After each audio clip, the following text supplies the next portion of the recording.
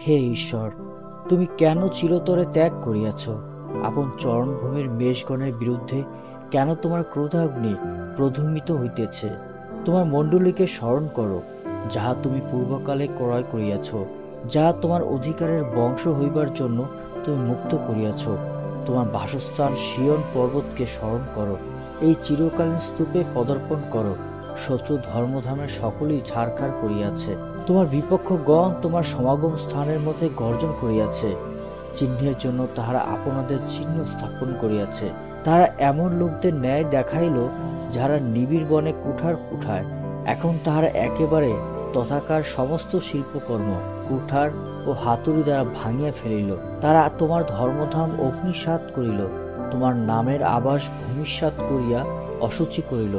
তারা মনে মনে কহিল, আমরা তাহাদিগকে একেবারে সংহার করি।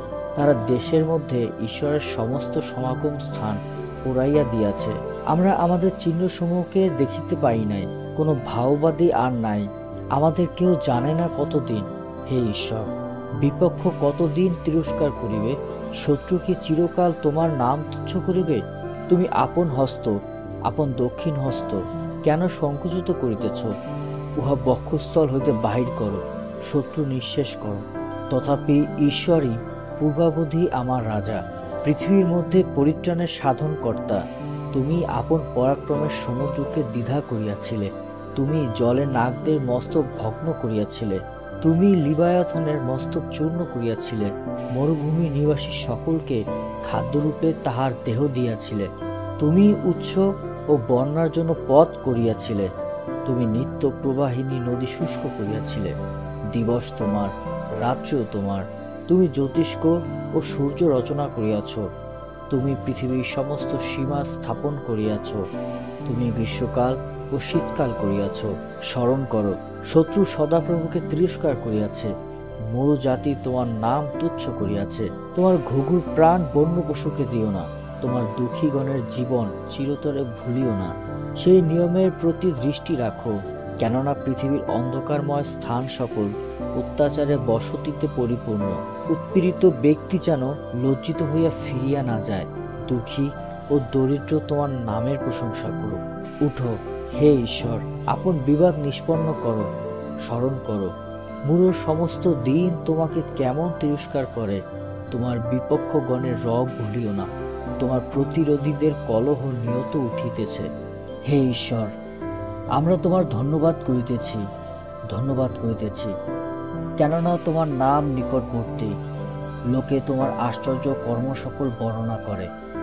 আমি যখন নির্ভীত সময় উপস্থিত করিব, তখন আমি ন্যায্য বিচার করিব। পৃথিবী ও তন্নিবাসী গণ বিলীন হইতেছে, আমি তাহার স্তম্ভ সকল স্থাপন করিয়াছি। আমি গর্বিত লোকদিগকে কহিলাম, গর্ব করিও না। দুষ্ট লোকদিগকে কহিলাম, শৃঙ্গ তুলিও না। তোমাদের শৃঙ্গ উচ্চে তুলিও না, শক্ত গ্রীবা হইয়া কথা কহিও না। কেননা উদয় স্থান হইতে কি পশ্চিম হইতে অথবা দক্ষিণ হইতে উন্নতি লাভ হয় এমন নয়, কিন্তু ঈশ্বরের বিচারকর্তা, তিনি কাহাকে নত কাহাকে বা উন্নত করেন। কেননা সদাপ্রভুর হস্তে এক পানপত্র আছে, তাহার দ্রাক্ষারসে মাতিয়া উঠিয়াছে, তাহা মিশ্রিত মধ্যে পরিপূর্ণ, আর তিনি তাহা হইতে ঢালেন।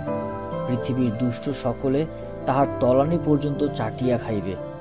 কিন্তু আমি চিরকাল প্রচার করিব, যাকবের ঈশ্বরের উদ্দেশ্যে সঙ্গীত করিব। আর আমি দুষ্টগণের সমস্ত শৃঙ্গ কাটিয়া ফেলিব, কিন্তু ধার্মিকগণের শৃঙ্গ উচ্চীকৃত হইবে। ঈশ্বর জিহুদার মধ্যে পরিচিত, ইসরায়েলের মধ্যে তাহার নাম মহৎ। আর শালবে তাহার আবাস, সিয়নে তাহার বাসস্থান রহিয়াছে। সেখানে তিনি ধনুকের বিজলি সকল ঢাল, খড়গ ও সংগ্রাম ভঙ্গ করিয়াছেন। মৃগয়ার পর্বতমালা হইতে তুমি তেজময় ও মহিমান্বিত। সাহসিক চিত্তেরা লুণ্ঠিত ও নিদ্রায় মগ্ন হইয়াছে, কোনো বীর আপন হস্ত পায় নাই। হে যাকবের ঈশ্বর, তোমার তর্জনের রথ ও অশ্ব মহানিদ্রাগত হইয়াছে।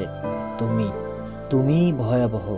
তুমি একবার ক্রুদ্ধ হইলে কে তোমার সাক্ষাতে দাঁড়াইবে? তুমি স্বর্গ হইতে বিচারাজ্ঞা শ্রবণ করাইলে, পৃথিবী ভীত হইল, নিস্তব্ধ হইল, যখন ঈশ্বর উঠিলেন বিচার করিবার জন্য। পৃথিবীস্থ মৃদু লোকদের পরিত্রাণ করিবার জন্য। অবশ্য মনুষ্যের ক্রোধ তোমার স্তব করিবে, তুমি ক্রোধের অবশেষ দ্বারা কোটি বন্ধন করিবে। তোমাদের ঈশ্বর সদাপ্রভুর কাছে মানত করো ও তাহা পূর্ণ করো। তাহার চতুর্দিগস্থ সকলে সেই ভয়াবহের নিকটে উপঢৌকুন আনয়ন করুক। তিনি প্রধান বর্গের সাহস খর্ব করেন, পৃথিবীস্থ রাজগণের পক্ষে তিনি ভয়াবহ।